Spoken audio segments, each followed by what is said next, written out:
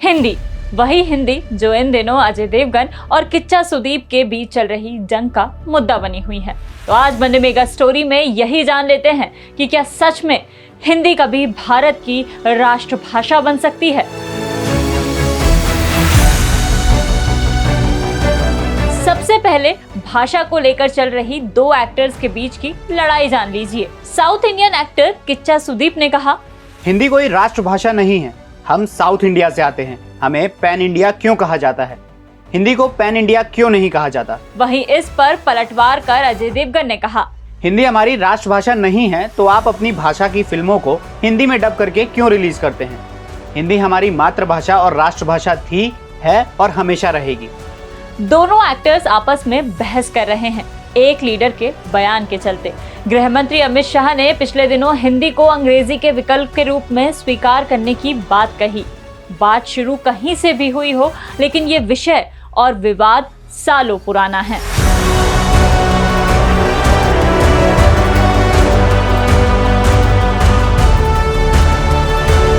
मराय मलाई अडिगल एक सामाजिक कार्यकर्ता जिन्होंने स्वतंत्र तमिल नाम से आंदोलन चलाया, मांग की कि भाषा के आधार पर अलग राज्य बनाए जाएं।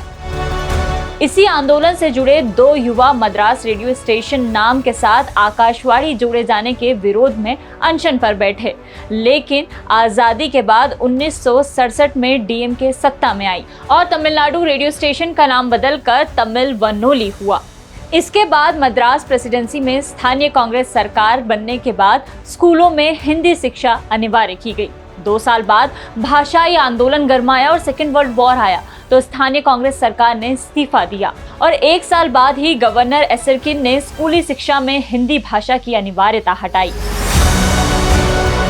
70 साल पहले संविधान सभा में भाषा के मुद्दे पर बहस हुई।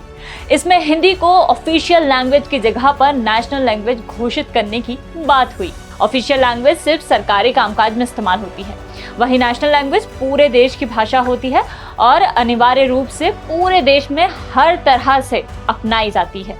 आजादी के बाद में राम मनोहर लोहिया ने अंग्रेजी हटाओ हिंदी लाओ आंदोलन शुरू किया। 1962 में जनसंघ भी इस आंदोलन में शामिल हुआ। 26 जनवरी 1965 को हिंदी को राजभाषा घोषित करने के बाद ही मद्रास के नेता CN अन्नादुरई के नेतृत्व में पूरे देश में आंदोलन सुलग उठा। 2 लोगों ने तमिल अस्मिता की रक्षा के लिए आग लगा ली। उग्र आंदोलन को देखते हुए लाल बहादुर शास्त्री ने ऑल इंडिया रेडियो पर 4 वादे किए।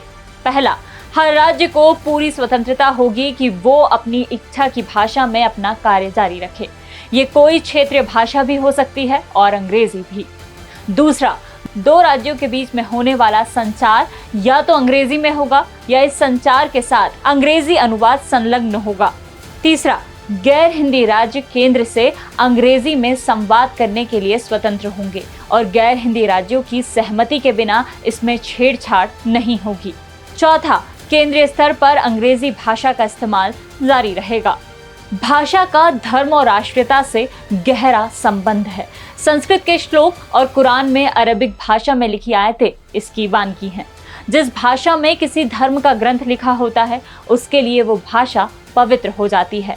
करीब 1800 ईस्वी पूर्व इंडो यूरोपियन लैंग्वेज के इंडो आर्यन ग्रुप से हिंदी भाषा की शुरुआत हुई है। संस्कृत भाषा से निकलने वाली हिंदी पर फारसी का पूरा असर देखने को मिलता है।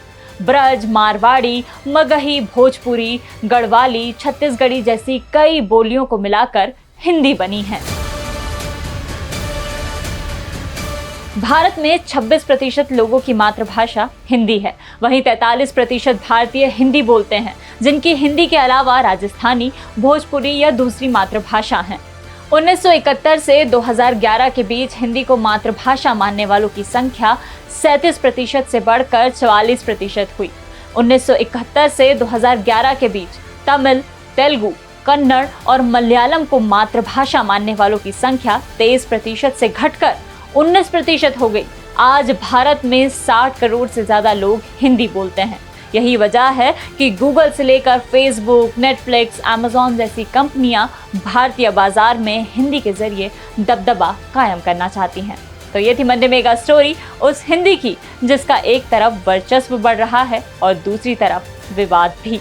और भी ऐसी ही वीडियोस के लिए जुड़े रहिए दैनिक भास्कर ऐप पर, क्योंकि सच करीब से दिखता है।